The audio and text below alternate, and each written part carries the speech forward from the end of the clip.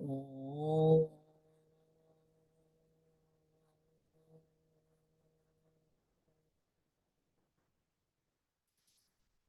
Om.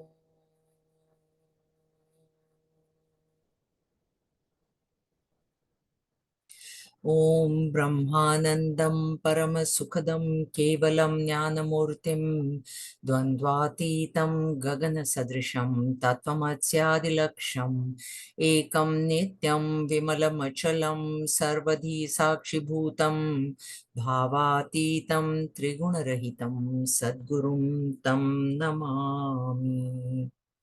ॐ सहनाववतु सहनौ भुनक्तु सह वीर्यं करवावहै तेजस्विनावधीतमस्तु मा विद्विषावहै। ॐ शान्ति शान्ति शान्तिः। हरिः ॐ श्रीगुरुभ्यो नमः। हरिः ॐ। ॐ समस्तजनकल्याणे निरतं करुणामयं नमामि चिन्मयं देवं सद्गुरुं ब्रह्मविद्वरं सद्गुरुं ब्रह्मविद्वरम्. So last time towards the portion we saw was the different sadhanas, the means to gain devotion, and it was said Vishaya Tyagat and Sangat Tyaga. So renunciation of objects, not physically, but mental attachment to the objects, worldly objects, and then Sangha is attachment to people. So that attachment has to be given up. Love has to be there, but not attachment. And we have seen the difference between love and attachment. Love releases, attachment binds. In attachment, my need comes above the need of the other person. Love, the need of the other person is first, mine is second. And love, it, attachment causes agitation in the mind. Love doesn't. Love shouldn't. And then avyavrita bhajanat, we saw bhajanat should be read as smaranat, like you remember the Lord. And we have seen that in Bhagavad Gita as well, adhyatma nitya, where in every transaction in your life, you bring in God by yena kena prakarena, it is said, like by any means, bring God in there. Now, there was a question on this one before we ended, and I was thinking about that. Breaks in spiritual, Gurudev has written here on the next page, breaks in spiritual practices are not advisable. Not only they destroy the effects of the past practices, but often they can create some positive bad effects. I was thinking about this. So, see, in Bhagavad Gita, chapter 6, we have read that whatever practices are done, Arjun asks, what happens if the person falls from that practice, from yoga? So, Bhagwan says that it never gets wasted. He will pick up the thread in the next birth. Now, in here, Gurudev is writing that it destroys the effects, whatever was done. So, there is a seeming discord. It feels like these are two opposite things that are being said. Now, when such things happen, we really need to think, because obviously Bhagwan is not wrong. Bhagavad Gita cannot be wrong. Okay, so that is not wrong. If Gurudev has said it, then there is something in his mind because of which he has said it. Now, this is my interpretation, because when Guruji taught us this, he never alluded to this particular line or this particular thought. But since the question was asked, I started thinking, and so what came to my mind, because this Narad Bhakti Sutra is from Bhagavad, so the story of Jada Bharat came to my mind. Jada Bharat, the story is, he was a very highly um, lot of sadhana he had done, a lot of spiritual practices. He was kind of realized, except what happened was he fell in love with that deer. I mean, he saved that baby deer, the doe, and then the doe was playing in his lap, and he fed, and he this. And then what happened was, because of that attachment, in the last thought in his mind when he gave up his body was, what will happen to this deer when I'm gone? And because of that, he got a birth in a deer body. Now, because of his very, very strong spiritual practices, he remembered. He remembered why this had happened. Okay. Now, now that was Jada Bharat. Okay. As compared to his spiritual practice, at least if I look at my spiritual practice, it's really nowhere near that. Now, if something like this, it were to happen to me, if I got attached to something, and at the time of my death, if I remembered that one, I am also, this is what he means. All the effects will be, I will go into a lower birth. Right? See, and his spiritual practices were so great that he remembered. Do you think we will remember anything? So that is what this is my interpretation of Gurudev's, they can cause some positive bad effect is what, if you go down because you can go as animal, bird, plant, reptile, and then stone also. So if you go down that ladder, then that is a positive bad effect it is. And so that's why he warns this is a warning. That's why he says, breaks in spiritual practices are not advisable. So when we feel like we want a break and we take a break, and sometimes people say, oh, I'm traveling anyway, so what's the point in attending? That is not correct. Even if you're traveling, whatever time that you can attend, you must attend. Generally, people say, anyway, now I'm here only for 2 weeks, but then again, I'm going somewhere. I'm here only for 3 weeks. Doesn't matter. Doesn't matter. Because, that reinforcement of this knowledge is very essential. It is required. So even when you travel, you will carry it in your mind. So now what has happened is you travel for 2 weeks and you're here for 2 weeks, so you don't attend. Then again, you're gone. So there's a long break that happens, and that should not happen. So neither one text is wrong. If this is for us, so it's a warning to us that try not to take breaks. If you have to, it's okay.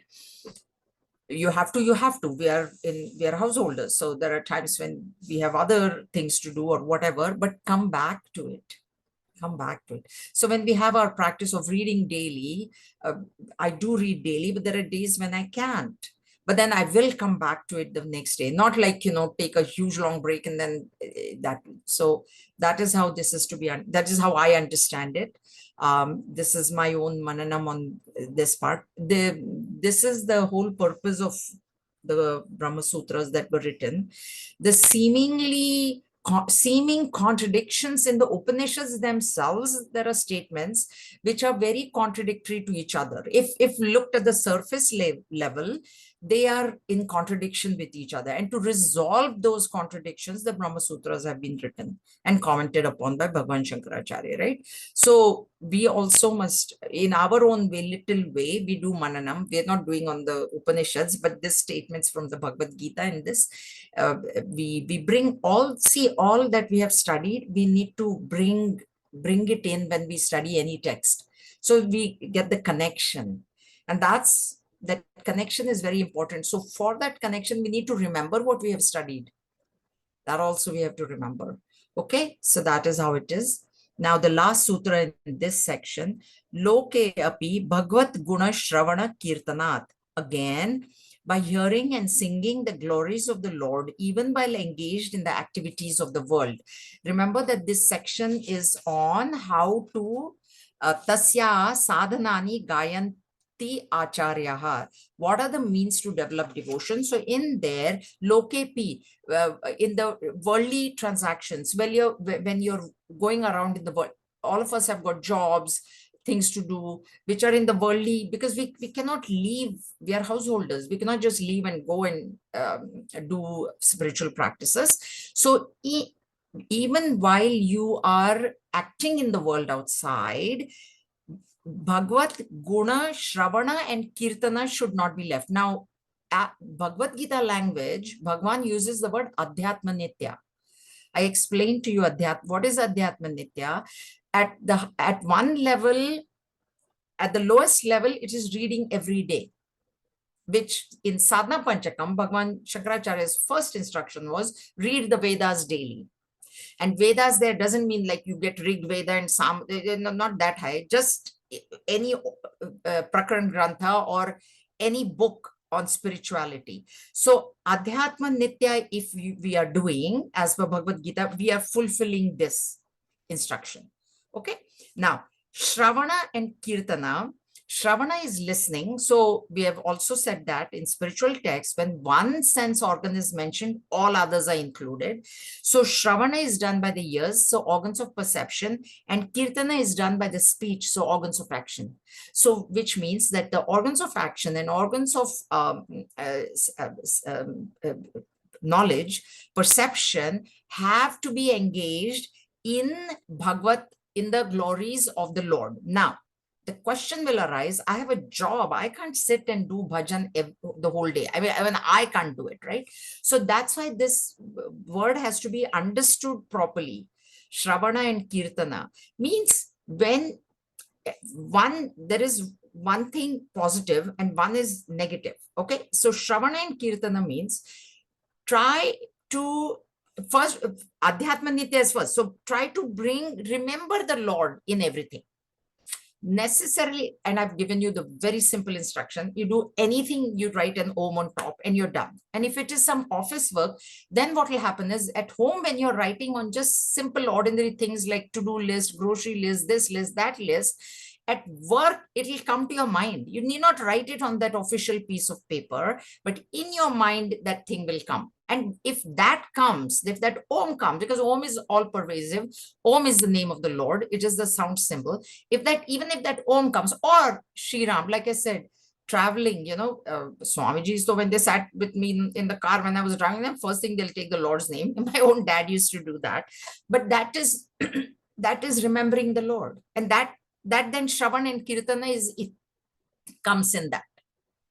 So your organs of perception and organs of action should be, so with Kirtan, organs of action, do good to people.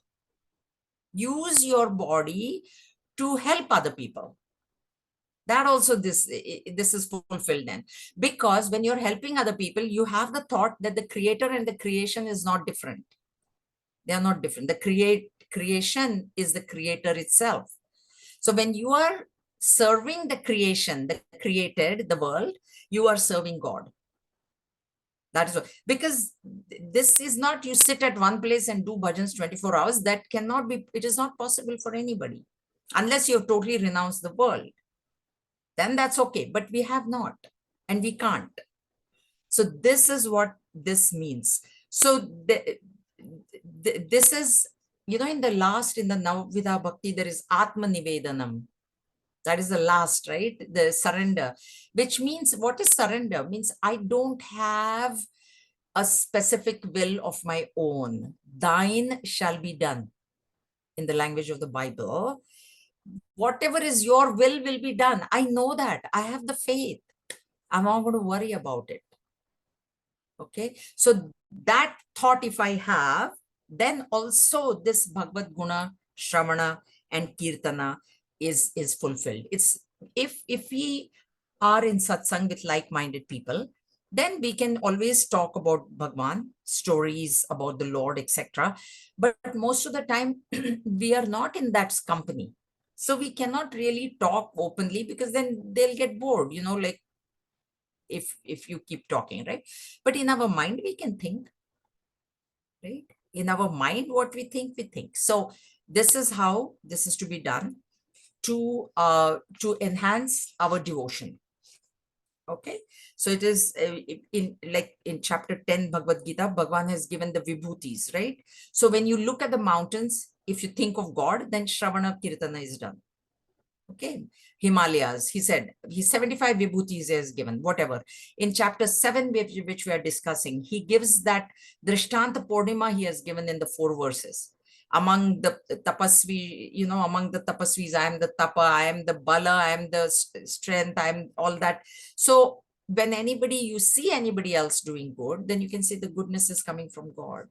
So as long as you remember him in everything, you have fulfilled that condition, that sutra. There is a bhajan that our Acharya also used to sing, Har desh mein tu, har vesh mein tu har mein hai, tu ek hi to hai. Har desh mein, desh place, in every place you are there. Har vesh is garb, clothes. So in every person, you only. So to har mein hai, here har means in everything and everyone you are there. And there is nothing other than you. So this, if you remember, then you will have this thing. I have some notes here from Yajna. The Jnana Marga, the one who is following, when he is doing self-inquiry, inquiry into the self, his own self, he's fulfilling this sutra. Okay, it doesn't have to be Rama outside. No, he's thinking about his own self. That's the Jnani way of fulfilling this Bhakti Sutra. Then with Bhakta, the Bhakta always, Bhakta, so there's no problem. He says, मैं patita tu patita pavana, I am downtrodden, you only can help me, you can only save me. So he is always surrendered to the Lord. For a karmi, karma yoga becomes this thing. Because karma yoga is done surrendering your ego to the Lord. So when you have that prasada buddhi, sense of duty, sense of surrender, sense of detachment, you have fulfilled this sutra. As if you think you're a karma yogi, then if you're a karmi, then convert it into karma yoga. If you're jnani, then think about inquiry into the self. If you're a bhakta, then there's total surrender anyways. All right. Now, next section is aids to love divine. Mukhyatastu mahat kripayaiva bhagavat kripaleshadva. Primarily, pure devotion is gained through the grace of great souls or through a little of the divine grace. So this grace is a very important topic in in all spiritual this thing. What is being said is that you get this devotion. You know, if it was a jnana book, they would say you get jnana. That's what they would say. But here it's a bhakti text. So they're saying, okay, you get bhakti from from the Mahatmas, the rishis, the realized masters, great krupa of them or a little krupa of Bhagwan. So you have to understand this krupa word. Krupa is a grace. Now, in grace, there we have heard this, I have myself said it, that grace doesn't come unless you work for it. Okay, there has to be self-effort before grace can come. Then some people say, I worked hard and I got it. What is grace got to do with it? That is some people say. And there is a third category which says, if you're saying that everything happens because of grace, I will wait for grace to come. Why should I work? I'll just wait. Because finally you're saying grace, I'll just wait. So that's why we have to understand grace very correctly. See, Bhagwan and his grace are inseparable. What does that mean? Sun and sunlight, sun and light, can they ever be separate? Can sun say, I'm here, but I'm not going to give you any light? So just as sun and sunlight cannot be separated. If sun is there, light is there. That way, if Bhagwan is there and Bhagwan is there, then the grace is there. Okay. So now this grace is of two kinds. One is called the Samanya grace, the common grace, because of which all of us are breathing and living and, talking and doing. Even Duryodhan, Bhagwan said, I am equally in Duryodhan and equally in Arjun. So that is Samanya grace. But then there is something known as Vishesha grace. This Vishesh means special grace. Now, the sunlight is there, it's shining over the entire universe. Okay. Nobody, it's Samanya, it's common to all, it's not anything.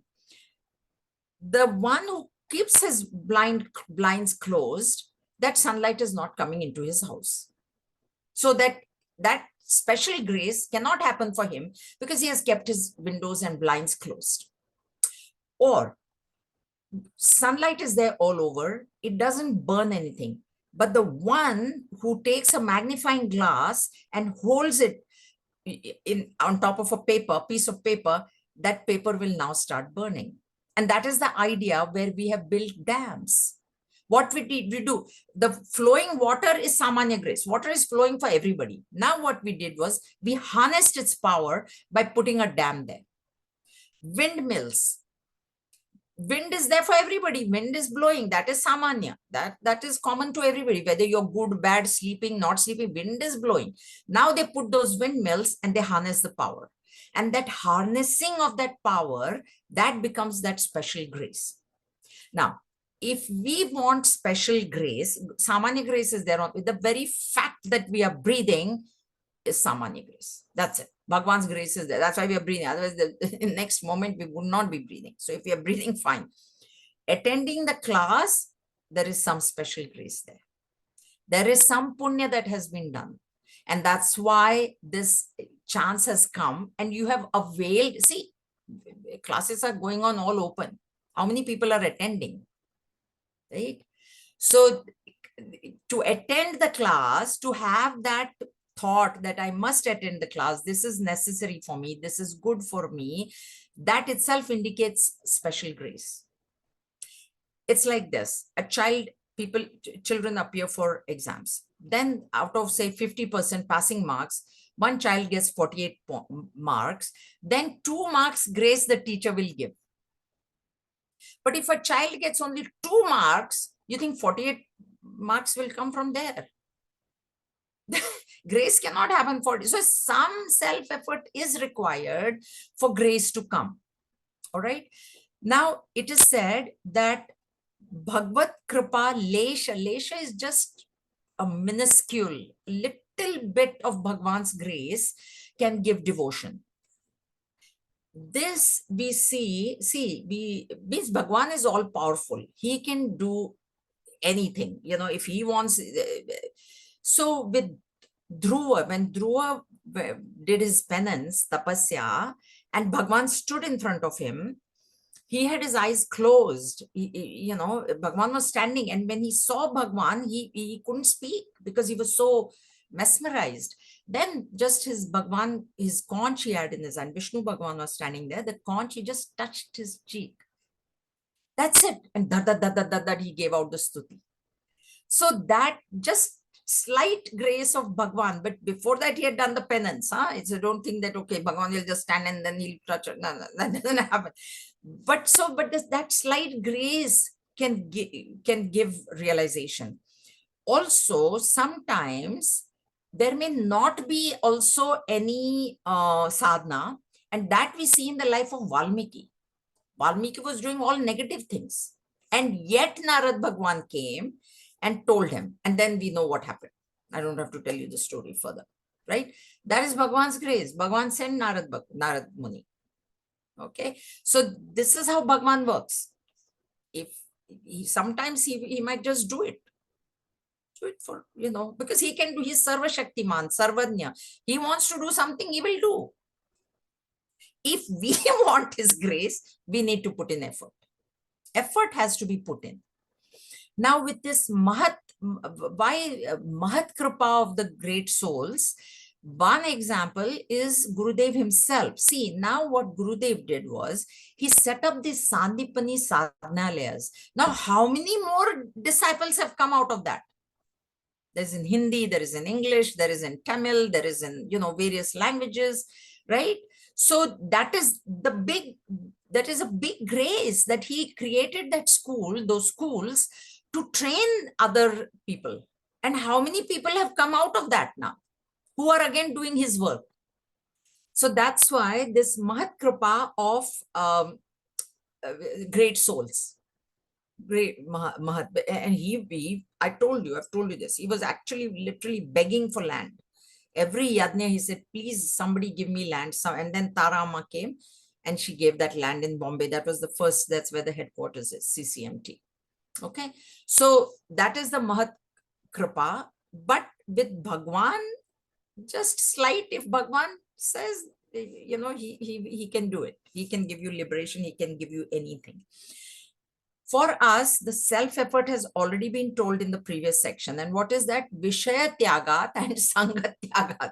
That is our self-effort we have to put forth. No need to give up physically your possessions, your home, your clothes, whatever that you have, but your dependency. What is Vishaya Tyaga? Your dependency on them means I cannot live without this. That thought should not be there. if these clothes go away or shoes go away, I will live anyways. In Manache Shlok that I'm listening to, very beautifully, same ideas are given in that. You read different, it comes to the same thing. So in that, today only, Brahmachari Ved Chaitanya, he was explaining one shloka and he said, people say, oh, Veji, this happened to me, that happened, when sorrow came to me. And he said, you are alive, no? They said, oh my, this happened, that, he gave like whole slew of it. This happened, that, you are alive, no? You are alive, no? So then say, thank you, Lord, I am alive. I can come. My money got lost. My wife ran away. My son failed. You are alive, no? Are you alive? Yes. That is grace. So in anything, you must never blame. And of course, there it goes on to say that is your own karmas that are giving those results. Okay. So the grace is ahetuka kripa. Bhagwan's grace is hetu is purpose. You know, when sometimes people help us or we also are getting, oh, let me help him, tomorrow I might need his help. So there is some purpose behind it. But with Bhagwan, it is there is no, what does Bhagwan need? Bhagwan doesn't need anything from us. So when his grace comes, but we have to work for it. Next one, he says, Mahat Sangaha as tu, Mahat Sangaha tu, but, okay, Mahat Sangaha tu, Durlabaha, Agamyaha, Amoghascha. So what is being said is that the kripa, when you come in contact with the great souls, with the realized Mahatmas, the grace will be there. But he warns, Narad Bhagwan warns that to come in contact with a great soul is indeed extremely difficult. It is impossible to know them fully, yet it is infallible in its effect. See, previously what he said, when you come in, but coming in contact, that's why I told you that if you have thought of attending this satsang, if you have thought of attending mission lectures, there is some grace, there is some punya, otherwise you can't. I'm telling you, give it to you in writing, unless there is punya that has been done in the past lives, no, the thought will not come to you of attending. Okay, now let us see why it is so rare, extremely rare. So now think of Vivek Churamani, verse 2. What did Bhagwan Shankaracharya say there? Human birth only is very rare. So now, first of all, being a human being is rare. Then what did Bhagwan say in chapter 7, verse 3? Manushanam sahasreshu, among thousands of those who are born, first of all, that birth is rare. Now among thousands, only hundreds are coming to me. Out of that hundreds, only one will reach me. So these people are very rare. It is very rare. And then it is more rare to come in contact with them. I grew up in Bombay. I had never even heard of the mission until I came here. I had no clue. I didn't know Swami Chinmaya, nothing. When I came here, then my neighbor, Mr. and Mrs. Deshpande, they were into it very much. Then they introduced me to it, and then I continued with it. So that's why it is very rare to come in contact. But if you come in contact, then consider it to be your great blessing. It is grace. It is punya that you have done. And then it is impossible to know them fully because Bhaja Govindam, we will study. Bhoga ratova, yoga ratova, sangha ratova, sangha vihina.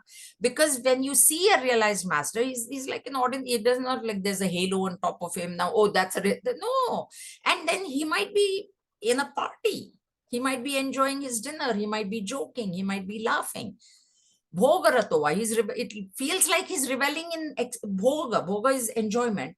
Or yoga, he may be sitting in meditation, then he won't even talk. Then we don't know whether he's really meditating or is what he's doing. We don't know. He's just sitting quietly. Guruji says it is easier to explain Brahman, but very difficult to explain a realized master. Because they have been given the freedom. Shastra has given them freedom. You do, once you realize the self, you do whatever that you want to do. Therefore, we see Raman Maharshi, he just went and sat in the cave. I'm not coming out. I'm not talking to anybody. I don't want any disciples. Tapan Maharaj did the same. He just went up the mountain and then he said, I don't want any disciples. Even Gurudev is sent back. Let me see how sincere he is. He said, what is this? You're telling me Shivananji sent you. What is the proof? You could be lying. Go back and get a letter, he said.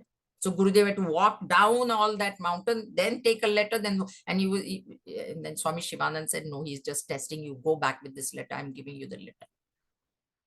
So it is very, first of all, Mahatmas are rare. Then to come in contact with them is rare. Then some of them don't even want any disciple. Most of them, I told you, wandering in the Himalayas, where Gurudev has written the book, and he was wandering so many, he has referred to so many people. They don't even want to come out in the world. So how they will teach? Right? We're very lucky. Gurudev came, Swami Vivekananda came. He taught us, he gave us this thing, right? So that's why it is rare. So, and then you can't know them. You don't know, because of that bhogarato. That is a very important verse in Bhaja Govindam. But if you come in contact, they are one with God and their grace is infallible. Once they bless you, if they bless you, you will see the result of that. And the result will be what? Not material prosperity, peace of mind.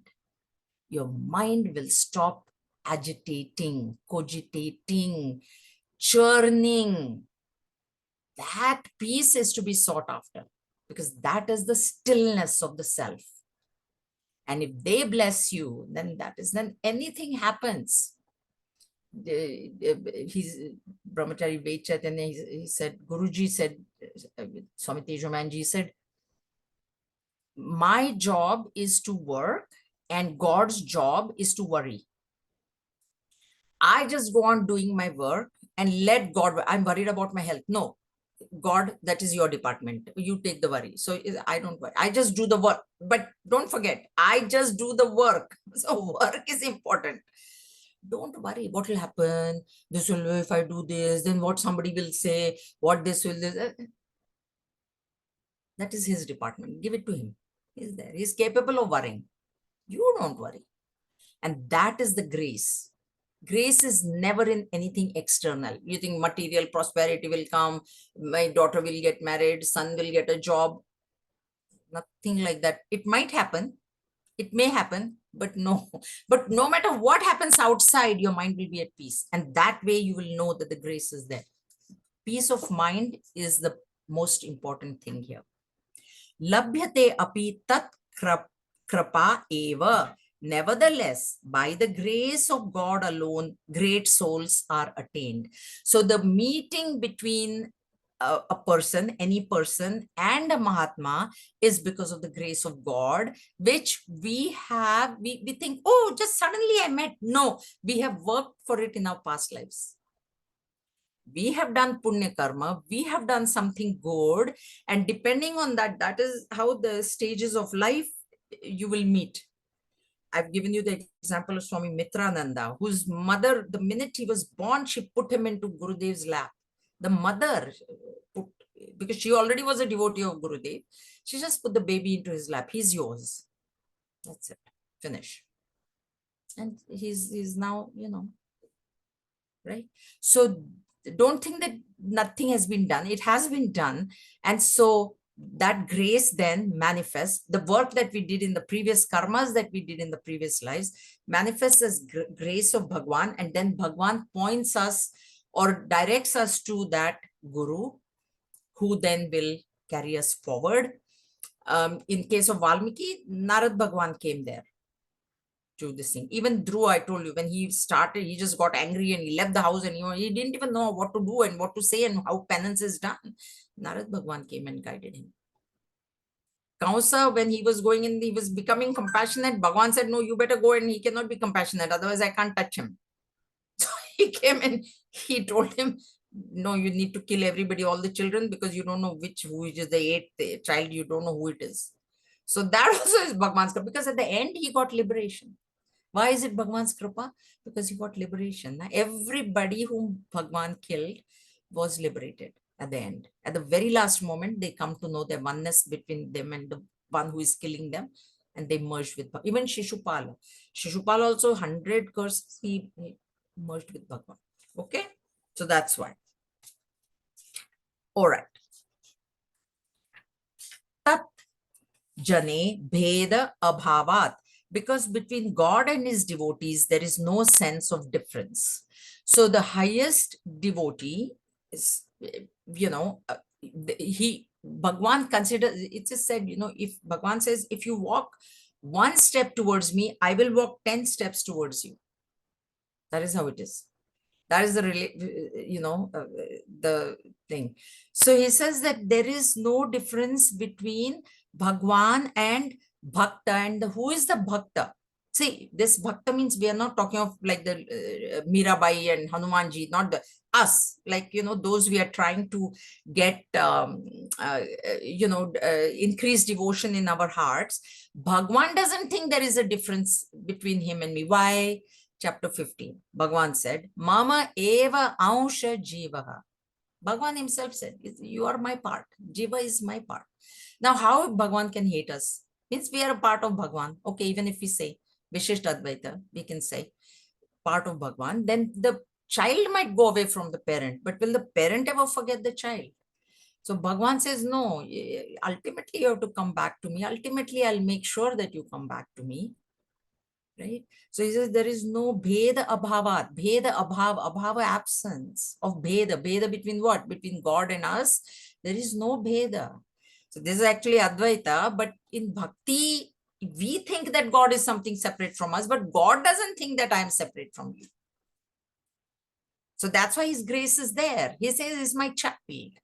I need to help this child. And then sometimes the lessons are harsh.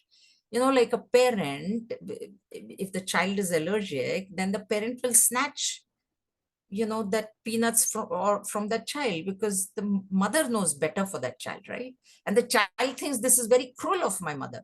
I told you, my daughter had a friend, her mother told me, I actually snatched, she was small, 5, 6 years old. I snatched a piece of chocolate cake from my daughter's hand, she said, because that girl was very, very allergic to everything, right? Now the girl thinks mom is a villain. And that's what we think. If God doesn't give us what we want, we're like, God is bad. Right? Why did God do this to me? But we don't see the big picture. He does. So you have to have faith. You have to have faith in that. All right. Tadeva sadhyatam, tadeva sadhyatam. So repeated to sort of end. That alone is to be accomplished. And here that means grace. Here grace. You accomplish the grace. That alone is to. If you get the grace, you will get devotion, you will get knowledge, you will get liberation, you will get anything. So that's why that is referring to the grace. And if you want to accomplish great grace, then you need to put the work in. Okay, because grace can come without work. Okay, that also. But if you just sit and not do anything at all, chances are less. So if you want to increase your, chances of what you want, then you work towards it. All right. Now, how do I do this? Aids to love divine again. Okay. Dussanga sarvathaiva tyajaha. Evil company is only fit to be renounced by all means. Dussanga. Sangha here is not attachment, it is company. Sangha has both meanings. Sangha means asakti also, attachment also, but Sangha means just company, Sangati, Sangha. So Dussanga here, one is, Dussanga doesn't mean that they are bad people. Sangha is people and also of the objects. Also what we take in, all that, so we'll come to that. So people first. Do is bad. We have Duryodhan and Dushasan, do, but that doesn't mean that the person is bad, the person is extroverted. Dussanga here is the one who is not interested in the spiritual path. And he may be an absolutely good person. It doesn't mean that the person is wicked and bad. And of course, we are going to not go into company with, criminals and known criminals and all that kind of stuff. But what happens is when you keep the company, you tend to become like that. So if you're in the company of smokers, then someday you might feel like having a cigarette. Or, it'll come later anyway. So the thing is, the sadhana means, our self effort. In Vedas also, we have do's and don'ts. Na? So these are the don'ts. All the do's they told us, na, Vishay Tyaga, Sangat Tyaga, there also was told, right? Attachment to people, attachment to objects, dependency. Attachment, there means when you depend on any object, then you're attached to it. Okay? Or you depend on a person, then you're attached to it. So that has to be, that we have to do, we have to renounce. And here we have to also uh, not keep company of those people who are constantly talking of extroverted things. Okay, so that's number one. Now, we will have friends. We can keep, that's why, in chapter 12, Bhagwan, the description of the devotee, he says, Maitra Karuna Evacha. Maitra word I told you comes from Mitra, means but friendly to all. So you be friendly to all. Okay. But that is just, so you keep everybody at arm's distance when you are on this spiritual path. And if you want to remain on this, there's big ifs everywhere. If you want to remain on this path, then make sure that not that you be rude to them and then say, oh, I'm on this, I'm spiritual. Now you are not. So I don't want to be, not like that, but just hi, hello. Not to get into too many arguments, too many this, that sort of thing. So that sort of distance has to be maintained. That is what because dussanga is something which will take you away from your path. In Bhagavad Gita, Bhagavan says, even Amrit Bandhuja, the mind itself is your friend and the mind itself is your worst enemy, right? So what did we say there? Mind is a friend when it is, who is a friend? A friend is one who is helping you go towards your goal, and an enemy is one who is taking you away from the goal. So this dussanga is a person, he may be a very good person. Huh? I'm not saying they're bad people. Very good person, but he's not interested in spirituality. There are people like, we cannot help it. I mean, that's how they are. Okay. So those people who can take you away, avoid their company. But don't have to be rude to them. Don't have to, if they ask for some help, you help because you're a spiritual person. So if they ask for help, you help them. But don't get too much involved in them. That is what tyajya. So it should be avoided. Now, the other thing is news. Now when I listen to other people, everybody says, don't listen to news because it's all negativities that you're putting in your mind. Honestly now, and I don't, I only listen to 10 minutes of Google in the morning. That's it. I don't see, then somebody, oh, if you see, I said, no, I don't see on TV news, because then they'll show the war and then it disturbs the mind. So anything that, see, because we want to keep our mind quiet to get this knowledge, mind has to be quiet. Now, if that mind is, getting disturbed with all the scenes of all the violence that is going on, Israel is going on, Ukraine is going on, all those things that are going on, then we are going to get disturbed. We are not going to be able to follow the path. Okay. So, or, he said, people, they get up in the morning and first thing they do is this, what, phone. He said, that is the worst thing that you can do. Do not look at your phone first thing in the morning. Do not look. He says, look, but finish all your, morning duties, prayers, everything. Then 9 o'clock, you look for your messages. Of course, you have to reply whatever, but not you get up in the morning and first thing you look is how many messages are there. Don't do that. Don't do that. That is dussanga. That is dussanga. See, all the technology should be used for what will benefit us, not, and use it for, of course, use it for contacting you. I call my cousins on WhatsApp, so I'm using WhatsApp. Okay, I'm on WhatsApp. So, but not like just, any kind of political things come to me, I don't reply, I don't this thing, because I don't want to take part in any kind of politics here or in India. So that sort of thing we should avoid. That is all dussanga then. Then you're getting into argument. Then this is this is that. He is bad, he is good. All kinds of things are going on, and that don't do that. That becomes dussanga. So you have to. Uh, the other thing about dussanga is why do I because I told you one is with the objects, na? So too much, dependence on objects is by avoiding shobhanadhyas. This word I've told you, shobhanadhyas word is there.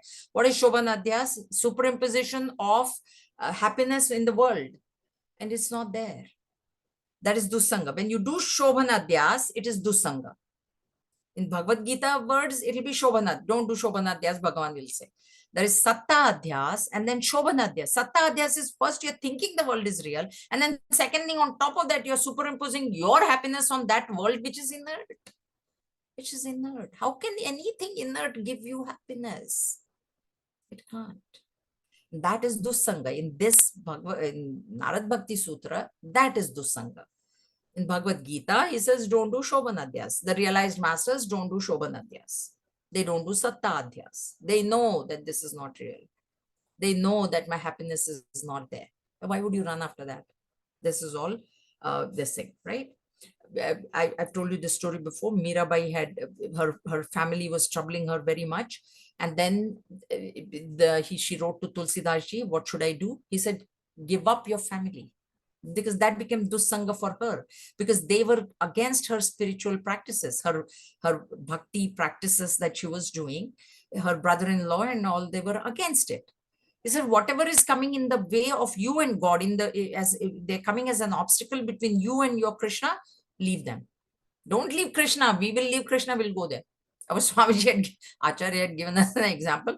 He said one yajna was happening, and then this person came and he said, oh Swamiji, you know what? I was absolutely ready to come for the yajna, but my friend came and he wanted to play cards.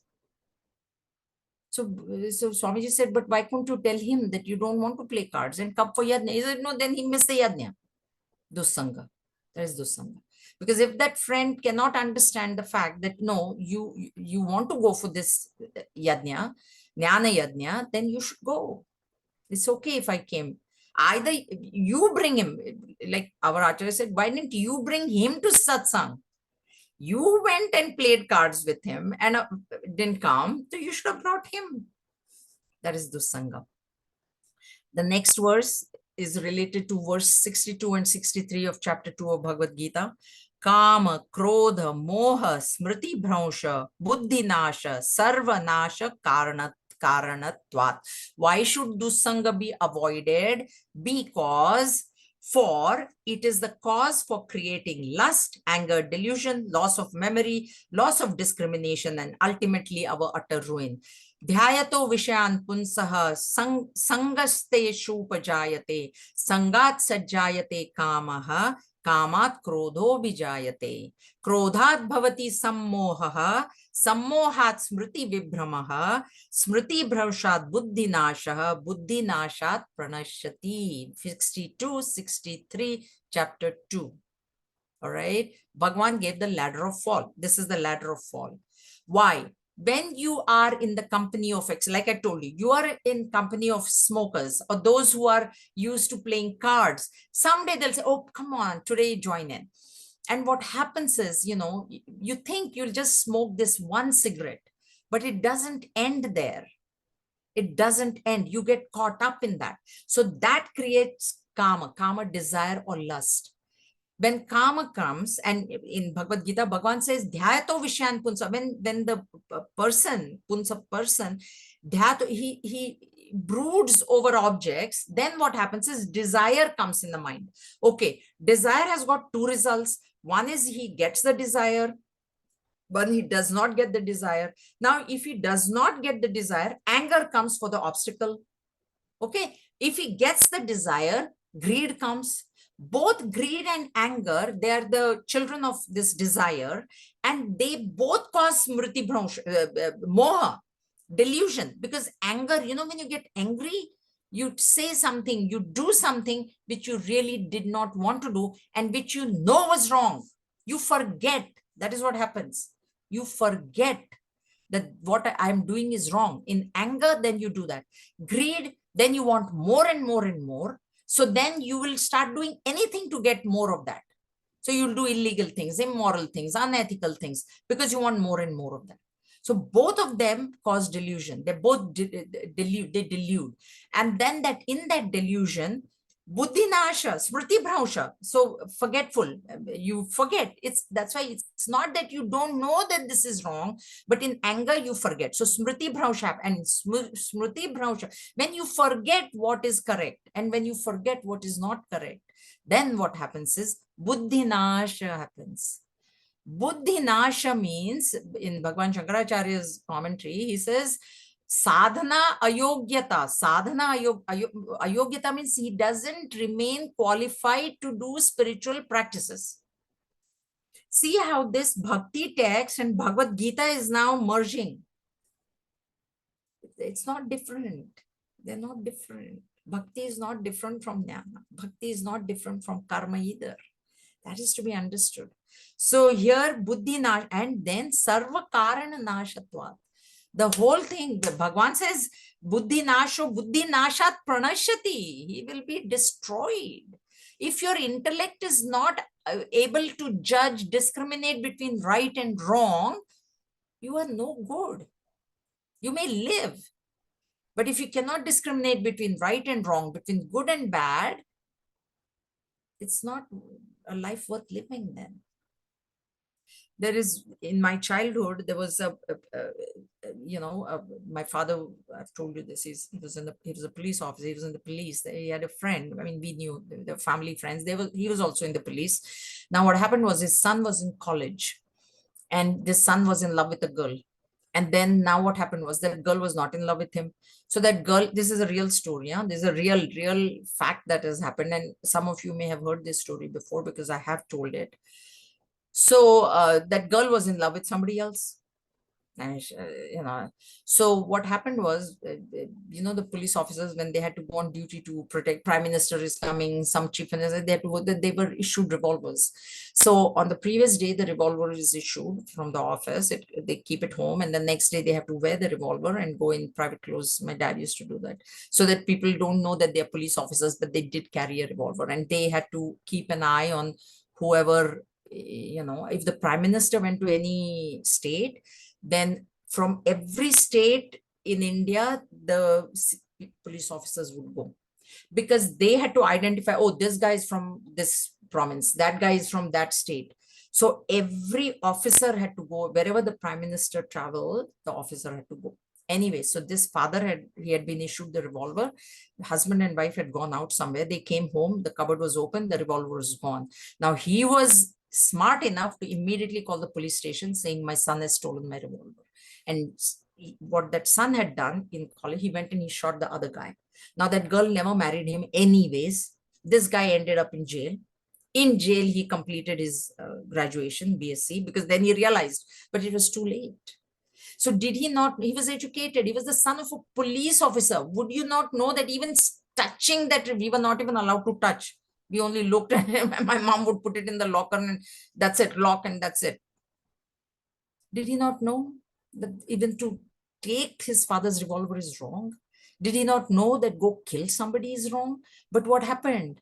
Krodhat bhavati sammohaha. He was so angry that she refused to marry him, and ultimately he didn't get her anyways.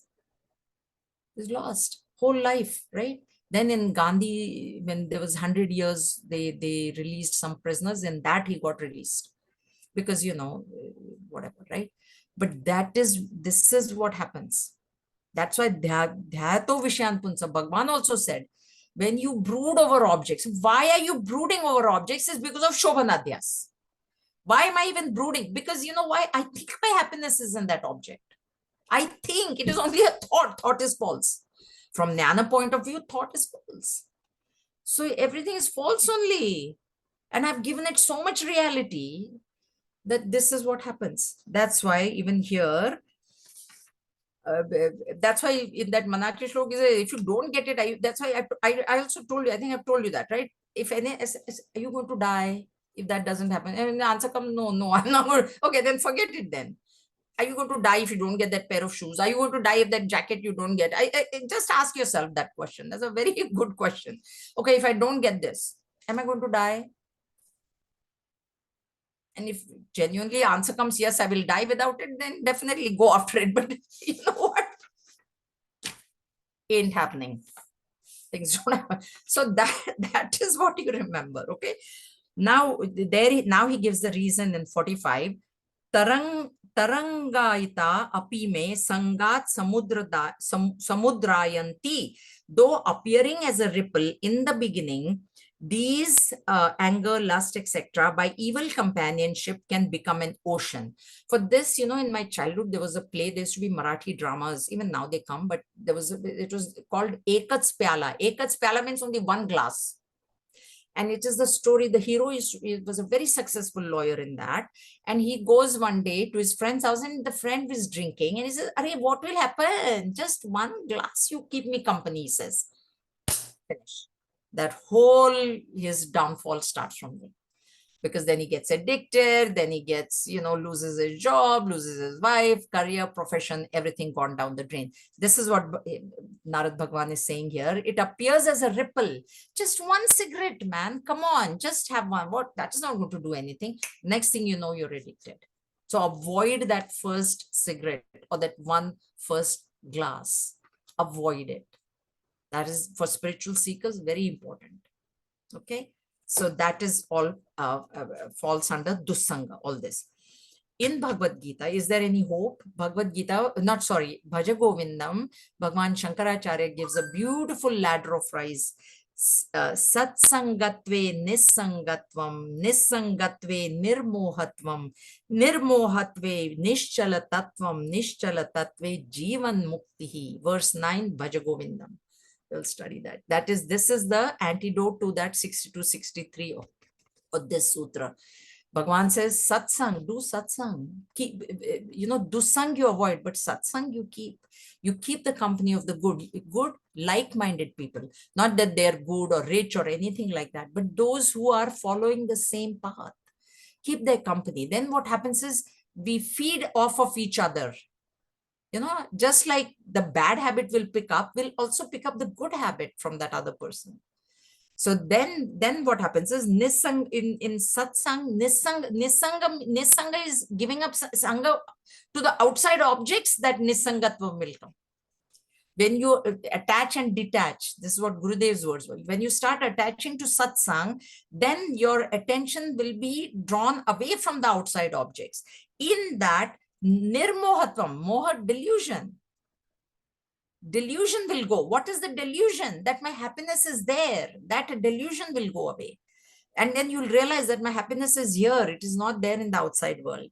And then in that, when that delusion is gone, nischala tattva, in the stillness of that tattva, because the truth is very, very still, very peaceful, you will get established in that truth. And once you get established in that truth, jivan muktihi, you're liberated while living. Okay, so that is the ladder of rise from Bhaja Govindam. Now, next section, Sutra 46, kastarati mayam, yah sangam tyajati, yo mahanubhavam sevate, nirmamo bhavati. This section will all, I cannot say they copied from Bhagavad Gita. This was before Bhagavad Gita, but Bhagavad Gita copied from here, you can say, but it's the same. Who crosses Maya? Who really crosses Maya? Question. He who gives up all attachments to sense objects. He who serves the great devotees. And he who renounces all sense of possession in himself. So Bhagavad Gita, chapter 7, Bhagavan said, Mama Maya Durataya. You can cross over by surrendering to me, because it is my power. It is my Maya. So here Narad Bhagavan gives the antidote. Yah sangat tyajati, attachment to sense objects. And I told you, what is attachment? Your dependency, your thought that I cannot live without this object. What will happen to me? I will be unhappy if I don't have this. That thought only is to be given up. And if you can very easily obtain that object, go obtain it. Go obtain it. And then, when you obtain it, you'll be happy. Then after a few months, you say, wow, why did I buy this? What was the use? Then garage sale. Gurudeva said, first day you buy, third day garage sale. That's why we have garage sales are so this thing, and Big Brothers is calling left, right, and center. And people are giving also, right? People are giving, I'm myself giving things, right? Why? Why? Because the happiness is not there. I felt happy when I got it on the first day. Afterwards, it fades. Sangatyajati. Mahanubhav. Here he says devotees, serve the devotees. In Bhagavad Gita or Vedantic text, they'll say serve the realized masters. The same thing. The highest devotee and the realized master are one and the same, because the devotee knows his oneness with the Ishta Devata, and the Jnani knows his oneness with the self. So there's no. So here always he will be using this word, devotee, Mahanubhava, devotees, because it's a devotion text. Nirmama, nirmama, me and mine. I plus I want is the attachment. That's Gurudev's equation that he has given. What is attachment? I plus I want. So that nirmama in Bhagavad Gita, I told you, mamata was the problem. In the first chapter, what was Arjun's problem? Mamata. And what is the antidote? Samata. Equanimity. How many times Bhagwan has said there, remain equanimous in joys and sorrows, in the pairs of opposites, in the dualities. Do not lose your cool. If joy has come, be sure sorrow is going to follow. If sorrow has come, be sure joy is going to follow. Be sure of that. And accept whatever is come to us. At the physical level, at the mental level, intellectual level, losses, it is there. That is what nirmamo, free from the sense of possession. This is mine. This is what I personally consider as good. Just this morning I was listening to the lecture, and there he said, Samarth Ramdas Swami in Brahmachari Ved, Chaitanya ji's his take on Samarth Ramdas Swami, and it is true. See, Samarth Ramdas Swami was a person, he said he doesn't mince his words. He doesn't sugarcoat his words. He tells it as it is. And that was his style. Okay. So in that verses to the mind, he says, you keep saying, oh, this is mine, and this is mine. And then suddenly you're gone. You're dead. And then what? What happened to all this mine? Did you take it with you? There was one person, it seems, who had told his wife that when I die, you put all my wealth in the coffin. And she promised him. She said, absolutely, I'll do that. Now he died and he went away, but she was living in great luxury, all, in a big house, everything. So her friend said, but you promised that you will put all his wealth in the coffin. Now how you're living? She said, I did. So, oh, how come? So no, I wrote a check for the entire estate and put it in the coffin. He wanted that, no? Can you take anything with you? Samarth Ramdas says, you say, mine, we fight over this, that, everything. Can I take it? That's why they give the example of Alexander the Great. He had conquered so much land, but he told, keep my hands like this outside the coffin. So people know that I could not take even a dust particle out of there, right? And yet we crave for these things. That's why he says, that is how you could, this is Maya. In Tulsi Ramayan, Lakshman asks Sri Ram, what is Maya? He says, मैं और मेरा, तू और तेरा. Me and mine, and you and yours. That is what is Maya, he says. So if you give that up, you will cross over Maya. Until you cross over Maya, and Maya can be crossed only by Bhagwan's grace. So in all cases, we do need that grace, and therefore we have to work for that grace. Maya, here I have a note. Maya is to be considered as attachment, which makes us extroverted. In this case, Maya, what is Maya? It's anything that makes us extroverted, where it takes our attention to the outside world. We must pay attention to the outside world, but only what is necessary. not unnecessary taking interest in, what is happening in her life and her life. Not that way. That's why news only 10, you hear, you see, I've seen Tejomayanji, Guruji, when he stayed, he will take the newspaper, he'll read the headlines and then finish. He does that same thing in India also. He does. Newspaper comes every day to his, now maybe he's reading on the tablet, I don't know, but that time, or when he was here also, newspaper, he'll say, he would ask me, where is the newspaper? And he will just see the, headline, that 5 minutes, that's it, close it, that's it, done. So he knows, he says, then I know what is going on. That's it. Not going into detail why this happened and who did that and who not like that. So we should also be like that. Okay. All right. Next, more instructions. First, we said don't. Now we are saying what to do. Yo vivikta sthanam sevate. Yo is yaha here. Yaha loka bandhu moon moolayati. Yo nistray gunyo bhavati. Yo yoga kshemam tyajati. Where we heard nistray gunyo bhava. Arjun, right? Remember, Bhagavan told Arjun, Nistray gunyo bhavati. Yoga kshema vahami aham. Chapter 9.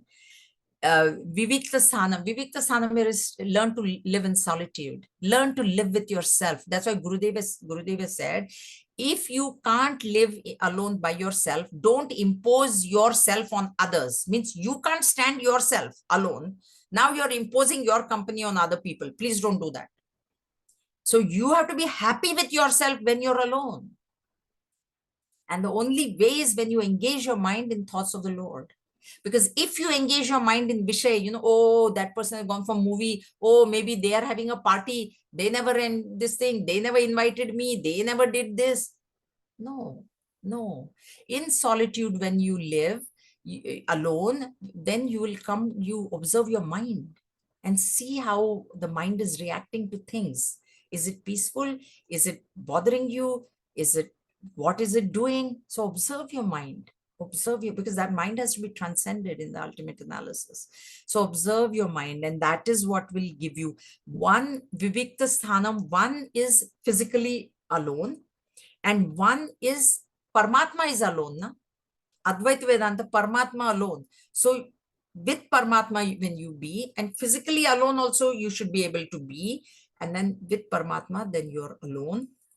Loka bandhu unmala. This Loka bandhan is, and I've told you this, it is Loka bandhan bondage of the people. You know what bondage of the people is?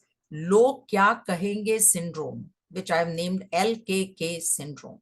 So people are there, and I know people who have told me, oh, log hasenge hum par if I do this. If I don't have 400 people for my daughter's wedding or my son's wedding, what will people say? If I don't have a big house, if I go in a condo, what will people say? That is lokabandhan. That means you're living your life to please other people. And you can never please, the saying, right? You can please one person all the time. You can please all the people sometime, but you can never please all the people all the time. Somebody or the other is, I've told you that story of the dhobi and the child, and there was a dhobi, right? Dhobi is the one who washes clothes, takes clothes and washes. And in India we used to have, they used to take and they'll wash and then they'll bring back, iron and bring the clothes back, right? So there was this, he had a donkey and he had a 7-8-year-old son. So what he had done was, he was carrying the big load of clothes and the son was sitting on the donkey, and all of them were walking. They were going to wherever the clothes had to be washed. So the one person came from the opposite side and said, Are, this young boy is just sitting there and you are carrying the load. You are old and you are carrying the load. What? This is funny. This is not correct. So what he did was, he put the child down. He brought the child down and then he put the load on the donkey and they started walking again. Then another person came. What kind of a father are you? You're making that 7-year-old child walk? What kind of a father are you? He said, okay. So now he put the child and the load on the donkey. Then all again started walking. Then another third person came from there. He said, you are the old man and this young child is sitting in donkey. Donkey should be carrying you. You are the oldest. So what he did was he also sat on the donkey with the load, with the child. Now what happened?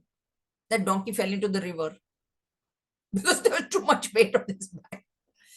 If people, 100 people are there, they will say 100 things. Let me tell you. Someone will say, why? People said to me also, why you going to, why, what are you doing in Sandipani? They asked me. Come back.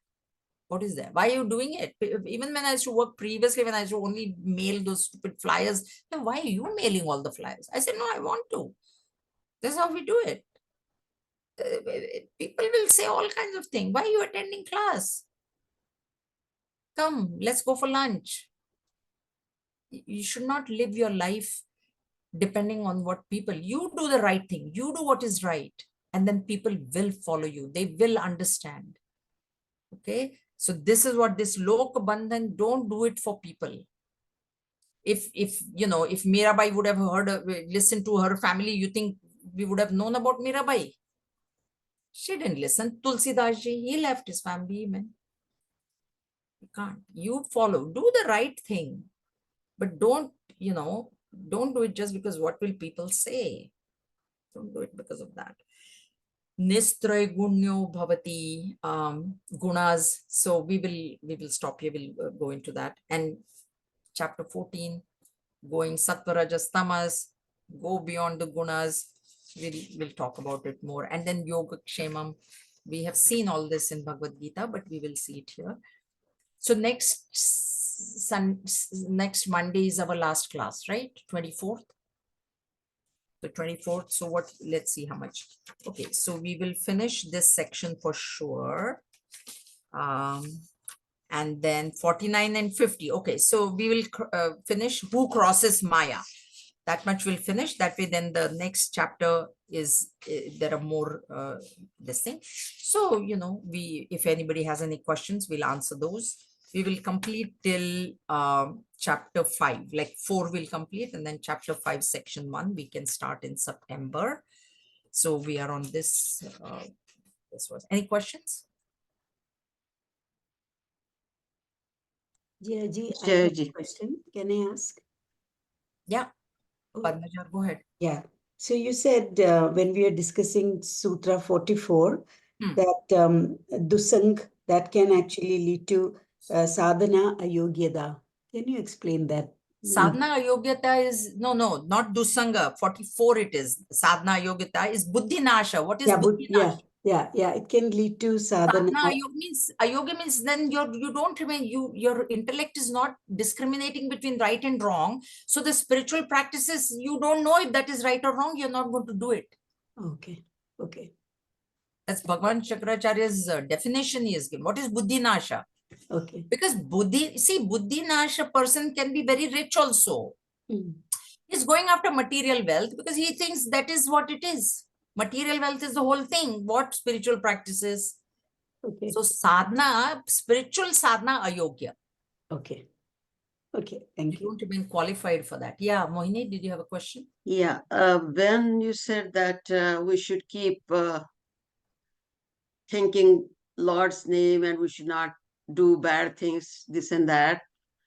But there are incidents that when you are doing bad things, but when you have God in your heart. When you're doing bad things, you still have God in your heart? Right. Like the story once, I do not know whether I heard it from you or what, that there was some Vaishya lady. Yeah, that kind of thing. No. Now. Let's see what bad thing is, okay? That she was born into that profession. Okay. Please understand. Okay? Like I've told you the story of the butcher. Yes, that also came to my mind. Yeah. And but how much concentration he had, that was his dharma, that was his duty. He was born into that profession. He's stuck to his own, because that is swadharma, paradharma bhayavaha. That's what Bhagavan said in the same. So he was born into that profession. So what he did was full single pointedness he got, because his attention was constantly on that needle. when he was weighing the meat or whatever. Okay, so he got what that prostitute did. She thought every guest was God. It's not bad means not like purposely I want to go kill somebody and now I'm killing you out of hatred, but I'm remembering God. That doesn't happen. They were born into that. Pingala, famous prostitute story is there. Pingala, her name is. And okay, while the story of this prostitute is such that there was a road in between. On one side was a Mahatma's satsang, doing satsang. On the other side was she was thinking what he is doing and he was thinking what she is doing. So he went to hell and she went to heaven. That is the story. Because in your mind, I've told you this many times. Now I'm teaching you, but in my mind, I might be thinking, people should appreciate me. Maybe Swamiji will someday say how nice you are and how good you did. And then gone, fully gone down the drain. I told you, somebody said to me, my husband has been attending classes for 42 years. He should be recognized in the yajna. I said, what? That is not what is meant. No, no, no, no, no, no, no. About self-protection. In self-defense, if you kill somebody, then yeah. Or even when you're side of dharma, Arjun, right? In self-protection, if it happens, then you're doing it for self-protection. That's fine. Sometimes we do for the dharma's sake, we don't do even what is necessary to be done. Like in case of, let me take that example. I don't know any other example, that when Draupadi was, so everybody was silent. Everybody was this. Nobody seems had said anything. I haven't read whole thing, but sorry for that. But nobody, what I have heard, nobody said anything. And in that case, shouldn't they have? They each had their reasons. Because when she went to not Dronacharya, this one, Bhishmacharya, his allegiance was to the throne. He, because of his vow that his allegiance was to the vow that whatever the throne, Hastinapur throne, whoever is sitting on that, I will support. When she went to Dronacharya, Kauravas had given him food, na? He was a very poor Brahmin. So I he understand. was indebted to them. And that's why they kept quiet.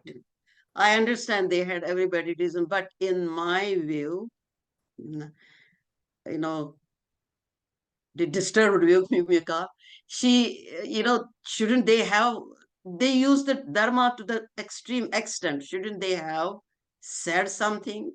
What they should have or should not have done is a different. Shouldn't Kaikai, should she have sent Ram to the exile? But the whole Leela had to happen. Remember, if Draupadi was not, was protected by somebody else, that war may not have happened and Duryodhan could not have gotten destroyed. The whole Leela has to happen. That's why things happen in our life. Okay. We should not be judging them. Why they did this, why they did that. Understand that this is what happened. Then, yeah. Thank you. Okay. All right, guys, have a good week and we will meet next week. And that will be our final class for this year. Like, then we'll meet in September. Om Swasti Prajabhya Paripalayantam Nyayena Margena Mahim Mahishaha Gobrahmanebhya Shubhamastu Nityam Loka Samasta Sukhino Bhavantu Kale Varshatu Parjanyaha Prithvi Sasya Shalini Desho Yam Kshobarahita Brahmana Santu Nirbhayaha Om Sarvesham Swasti Bhavatu Sarvesham Shantir Bhavatu Sarvesham Purnam Bhavatu Sarvesham Mangalam Bhavatu Sarve Bhavantu Sukhinaha Sarve Santu Niramayaha Sarve Bhadrani Pashyantu Ma Kashchit Dukhabhag Bhavet Om Asatoma Sadgamaya Tamasoma Jyotirgamaya Mrityorma Amritam Gamaya Om Purnamadav Purnamidam Purnat Purnamudachyate Purnasya Purnamadaya Purnameva Avashishyate Om Shanti Shanti Shanti Harihi Om Shri Gurubhyo Namaha Harihi Om. Okay, Hari Om everybody, and